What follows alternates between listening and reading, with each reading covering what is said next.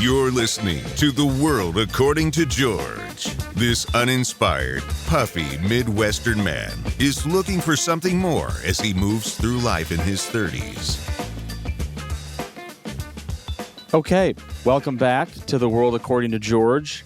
I'm your host, George Thomas, and my continued guest host is Casey Doherty. Hello. And we're coming at you again from downtown Chicago, and this is episode 2 of WAG. That is the official title that we're going with, and hopefully it generates views many years from now. Okay, first topic, the weather. I am very weather dependent. My mood, personality, I feel like depends on weather. And I hate cold weather, and it has definitely socked in here finally in Chicago. We live on the 45th floor, and it is very dark by 2 p.m. Every day. So I wanted to ask Case, what are your thoughts of the weather?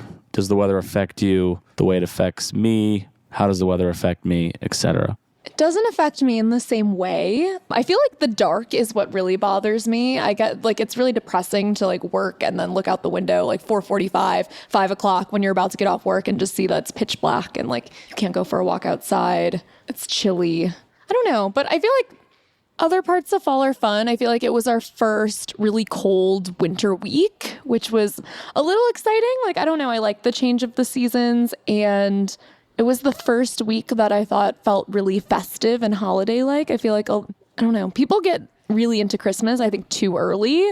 And I feel like this is finally, we're coming up on Thanksgiving. It's not too early. It's not right after Halloween. So it's kind of good to get into that holiday mode. Yeah, and Chicago does, probably like many cities in the U.S., Chicago does a great job decorating for the holidays, especially for Christmas. I mean, in the city, we live in Streeterville, and every tree is decorated, depending on whether either the city's doing it or I think a lot of it is the buildings themselves do it. And so it does make a difference. They do a great job. The city of Chicago is really a nice city, and it's vibrant, here. And it is nice they do that. And I, as a child, I always loved Christmas decorations. I put them up. I was obsessed with lights. So it is nice to have that. Although our apartment is very bare. We don't have anything here. We're very into the minimalistic look, I guess. You can get a small tree. I can. That would thank make you happy. You're giving me permission for that. Thanks. Find a spot for it. Yeah, a small tree. Well, then we got to store it. But yeah, if I was really feeling good about what's going on in my life, it would be like Christmas threw up in here or something. So that I don't know if I'd like that. Yeah, well, that might happen down the road. I mean, you don't understand anytime my parents' house, then my parents got divorced, my mom's homes, we were on top of that. My parents were nice enough, we put a separate box in just for the lights because I was blowing the breaker. We started doing the roof lines. I tried to do some of the roof lines the first year on our garage, and I fell. And then they said, okay, we got to have someone do the roof lines, but you can do everything else. I was out there right up until Christmas Eve doing it. Just adding more each time? Yeah, or fixing. Things blow. Fixing. I had a little Kubota. I loved it. I had a snowsuit on. I was doing that into high school. Aww. So if Abby's listening, my mother, she's probably smiling right now because she always talked about that. Yeah, so anyway, the weather's changed. I feel cooped up as I have the last couple of years. I probably have that seasonal affective disorder like everybody else. I feel like I get depressed with the cold and the dark, and that's just who I am. I might have to take a page out of my Uncle Lee's book and eventually move to Florida. That's why he did. No one lives there in my family, only him, but he just couldn't take the cold. So it's tough for me, but I just need to get out and get more plans going and travel. I do have some travel coming up, luckily, so that'll help me. Yeah, I feel like that's the only way to get through tough winters, like in Chicago or another cold city. You just have to break it up with travel. Right, yeah. If you can. Sometimes you can't with work or travel. Weekends. It can get pretty expensive. Short trips. Yeah. Anyway, Thanksgiving is coming up next week, which is good because that will create content for the show because I'm going to see all my family, those crazy fuckers, and we're all going to meet up in Florida, which is normal. It's what we do typically every year because people are in different places. So I will first ask, Casey, what are your plans? Because we were not spending Thanksgiving together this year. We did last year, but this year we are not. And what are your plans for the audience? I'm also seeing family. My sister moved to LA in January, so I'm going out there to visit with my parents, and yeah, pretty low key. I think we're going out for Thanksgiving dinner, but nothing else major. Where you said you're going to? Going to Los Angeles. Oh, okay, to Burbank. Mm-hmm. Yeah, tell them where you're. You don't want to say the address. That's okay. No, I'm just kidding. No one's going to follow you. Don't worry. We typically go to Naples every year, but because of Hurricane Ian, it's not the same yet. So we are going to Miami Beach. I've never been to Miami Beach. I've been to Miami, the city, I literally think one time for one night. So I really have not spent any time over there at all. I've been to Fort Lauderdale a bunch, so I'm looking forward to it. It seems, I love infrastructure and it seems really built up, so I'm excited about that. And I'm just excited to go to a warm spot. Let's see, what else do we have here? Yeah, couples. I used to be just on couples doing Thanksgiving together. I used to be really hell-bent on trying to be together for different holidays, but as I've gotten older, unless you're engaged and even more so married, I think it's okay. Especially in this case where Casey and I live together, it doesn't need to be dramatic. I used to, not that long ago, would be like, we should be spending these holidays together, or at least breaking them up. And there's really no obligation when you're not a married couple. I've softened on that incredibly. I used to feel that way, but actually I don't think it's, and you and I travel typically always together anyway. Mm-hmm. No, that's my position on it. I feel like you've come to adopt that over time as well. Yeah, you manipulated me. Okay, next is what are we watching? I, of course, don't watch a lot of new TV very often. I watch things like MASH, Seinfeld, The Sopranos, The Office, just the golden era of television. But we are watching season 2, since I watched season 1 of The White Lotus. We're that cool, and I think everyone's watching it. We've watched the first 3 episodes. We're caught up. What do we think? What are your initial thoughts on it? So far, I don't think I like it as much as the first season, but I think that the first season, as I was watching it, grew on me over time. I feel like I was a little bit confused in the beginning, and then as all the characters continued to overlap as it progressed, I think it got more interesting. So maybe we're just too early. Yeah. But I like the individual characters. No, but there's only 6 episodes. Yeah, I don't know. Maybe we're just waiting for that cohesion in the end, like that climactic moment. Yeah. And then we'll look back on the whole season and think that was good. So it's definitely not a show you'd watch again. Like after you watch, like I would watch the first season again. I don't even know if I'd watch the first one again. I loved it, but I don't think I would watch it again. Yeah, I rewatch things. Yeah, I don't get that quite a bit. That's probably a sign of low intelligence, but I always do that, and so that I don't know. I'm thinking that's done. Yeah. Unless it's like been a few years and it's like a really good drama. Like I want to rewatch Mad Men because I actually never finished it. I got to like the very final season, like didn't finish it for some reason. So now I want to rewatch all of it. But I don't know. Desperate Housewives is good to rewatch, but oh yeah, a few years have to pass. It can't just be right away. Yeah. White Lotus is too soon. See, I could watch something like in 10 months. Again. See, that's weird. Yeah. But I was drawn, I forgot to say this about White Lotus. Christopher, I don't know I can't think of his real name, but from The Sopranos is in it, so I have to watch it because Sopranos is the best TV show of all time. And I love that guy. And really, he's playing a character, I don't want to spoil it for him, but he's got hookers, and I think there were drugs, and they're in the hot tub, and it was very Christopher-esque from the Soprano years. Something else I wanted to comment on, television, they're always going to Harvard or Stanford. Now, I didn't go to Ivy League school, so when I said this to Casey, who may or may not have gone to Northwestern, she was like, what are you talking about? Everyone, I know all these people that went on to do this, and that's just out of my group. I don't have... Apart from my one really smart friend that went to U Chicago, I don't know people, but Hollywood likes to play up the very best. I feel like Northwestern slips into a lot of shows too because there's like a heavy radio, television, film presence there. Bunch of bullshit. So that kid in there goes to Stanford. He's similar to me in some ways, just too nice a guy. Nice guys finish last, and that's exactly what's happening and what they're setting up, in my opinion. And then, of course, the 2 fucking dudes in there are ripped out of their minds. They must have done... Oh, those 2 guys? 100 burpees before every scene. There's veins coming out of everywhere. Yeah. That's not how the average man looks. Look at me. Theo James and I don't know the other guy. I don't know if he's been in anything else, the other guy. Well, he's very ripped too. Hypersexual, and you should stop watching it. Well, again, the show might be a little more profane than the first one, so I'm going to pause. Any family members listening to this, you can turn off right now. The one guy's penis is a horse penis. It is so unbelievable and not real, and they're just pushing a narrative that's not, realistic. That doesn't. You would never see anything that far away. That was funny. That's as big as his leg. No. That was a funny scene. Penises are 5 inches, or 4, or 5.5. That's it. Love is Blind. That was on in the background. I don't want to commit that I was watching it, but what a weird show. America, I don't know. We must be going down because people are obsessed with that show. That show was bizarre, and I tuned in when Casey was watching it, and it's basically like, heads up, I'm talking to someone I've ever seen before, and just so you know, my background, my family, 3 of them were serial killers, 2 of them were polygamists. I've got 10 illegitimate children. It just was douche chilly. I don't, it's very odd. I hear about it, everybody's watching it. That's why I wanted to tune in. I feel like multiple people this week asked me if I'm watching it. So I feel like I just wanted to, see what everyone was talking about. And I'm still confused. I feel like we're only a couple of episodes in, but I don't know. People just got engaged, back to back to back to back. And I was like, these people are already all engaged? What? Will they never see each other? That's the whole premise of the show. Stupid. And I'm shallow, okay? I look at the exterior, like we all do, by the way.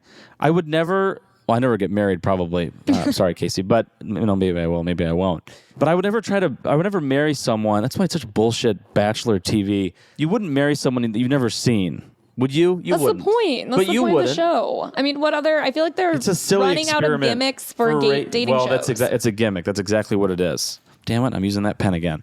Yeah, America, I don't know. With the culture, where's that show from? Is it an American show? I think so. I'm curious, actually. Because I feel like a lot of shows are adaptations from other countries' reality shows. So, Love Island and stuff like that. But I don't watch that either. I think this might be original. The only new shows I watch right now are White Lotus and Little People Big World. And I've been a fan of Little People Big World for a couple of years. They're running out of storylines on that show, so get it while you can. I think it could be the last season. No. But, yeah. I don't want it to end. It's too good. Those 2 people, if you watch that show, Amy and, what's the dad's name? Matt. Oh, yeah, duh. Matt, remind me of my parents in some ways. And my parents are divorced. They're not remarried or in relationships, but in other ways, it does remind me. My mom just always being negative about what my dad's up to. And yeah, anyway. Okay, we don't have that much time. We want to make sure we are efficient here. But the next topic is underwear. I bought recently a lot. By the way, if that's what you're thinking, you're going to listen to the show with culture and big ideas, think again. My underwear from Hugo Boss is already falling apart, and I bought a ton of it about a month and a half ago. If you're a single chick, if you're a girl hitting the town, which you were before we met, Case, what underwear do you look for in a guy? What is a turn off? What is a turn on? Does it matter? What's your take? You're asking me this? Yes, and she was not prompted. This is something I did not tell her I was going to do, which makes the show better. I don't really have a strong take on underwear. It's kind of weird. You don't? I mean... You don't have any take? What if someone had Fruit of the Loom with a hole in it? I mean, that might be a problem. I feel like anything, it's nice if it's not a brand that you can buy at Target or the same place that you buy groceries. I feel like, having Hugo Boss, Calvin Klein, Lululemon, a better brand, maybe they wouldn't fall apart so quickly. Lululemon. I've heard the Lululemon men's underwear is very popular. It's on a lot of holiday gifting guides this year. I guess I have one pair of Lululemon. Hugo Boss, you can just tell that stuff is cheap shit. And I have a lot of Hugo Boss, and it's garbage. You can tell it's just not, a lot of it's not high quality stuff. I think their clothes fit me really well, but I'm not going to buy their underwear again. Mm-hmm. So, didn't you have a problem with my underwear? Oh, I think that it's weird that you wear a million different styles of underwear. Different brands. If you look in your underwear drawer. Different brands of underwear. That too, but some of them are longer, some of them are short. It's because they're bought at different times when I'm fatter or skinnier.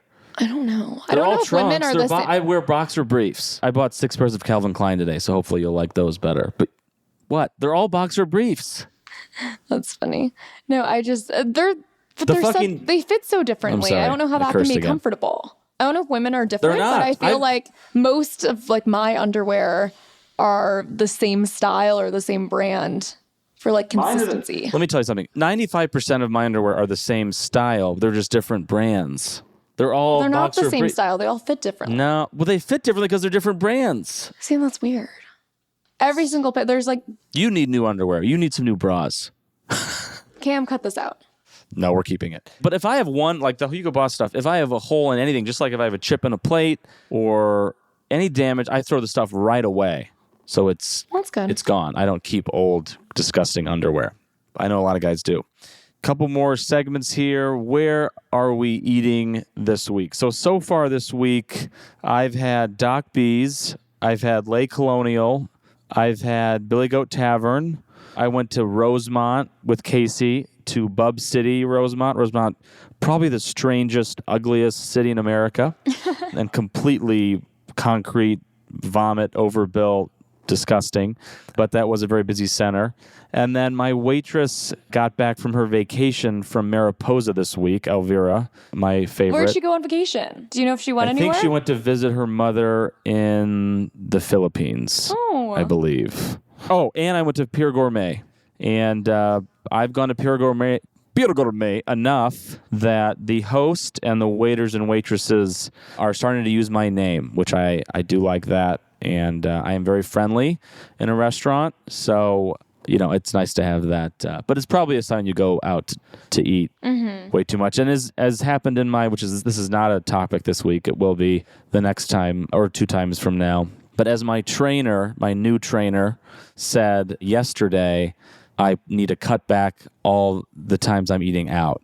Like if it's just too much to hit my goals and to hit really we don't know the goal weight yet, but I probably need to lose 20 pounds at minimum because I am not a healthy man. Lake Colonial was good as always. I don't love family style when you're that expensive. Lake Colonial was good. It's good. It's good. Yeah, it is good. I'm not in the mood to drink. And then tonight, right after the show, we're going to Lyra with my old coworkers. Yeah, so I guess Billy Goat Tavern, when I get there, I got an omelet there. Yum. At Merchandise Mart where I got my hair cut. And Doc B's I need to cut back. That's starting to make me feel like I went to Cheesecake Factory. And that Cheesecake Factory, for me, just like Benihana, makes you feel like you've had a heart attack or you ate 5 sticks of butter. And it's just, that's why you can't lose weight and you're going to have tits forever if you eat out as much as I do. So... Anyway, that's what I'm eating. If you want to send me a restaurant I should go to and report back, you can always email me, gpthomasiv@gmail.com. Tell me somewhere to go, and I will talk about it on the pod. And finally, I just have what I'm listening to this week, and you can comment on these songs if you want, Case, if you are familiar with what they are. 1035 by Tiesto and Tate McRae. For the Night by Chloe and Latto. And Closer by the Chainsmokers and Halsey. Why are you listening to Closer? I don't know. It came like 2017. I know, but it came on, and I just really remember that I like that song a lot. It is not a new song. Everyone in America liked that song. Okay, well, I also like that song.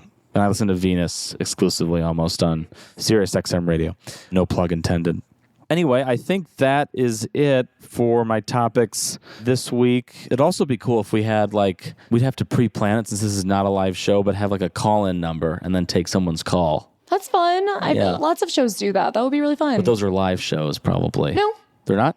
No. So then how do I tell people when I'd have to have a set time where I record then, right? Or no. They leave messages. Oh, right. And then you just respond. Okay. Well, you know the email now. And then also anyone listening should subscribe to my Instagram for the show.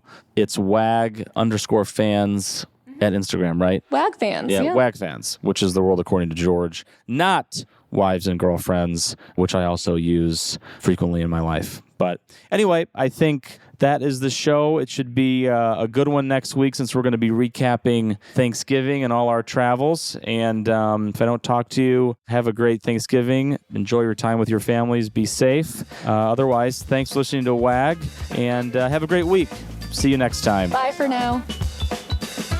Subscribe to WAG now and find out what George will sound off about next. New episodes drop every other Thursday anywhere podcasts are available.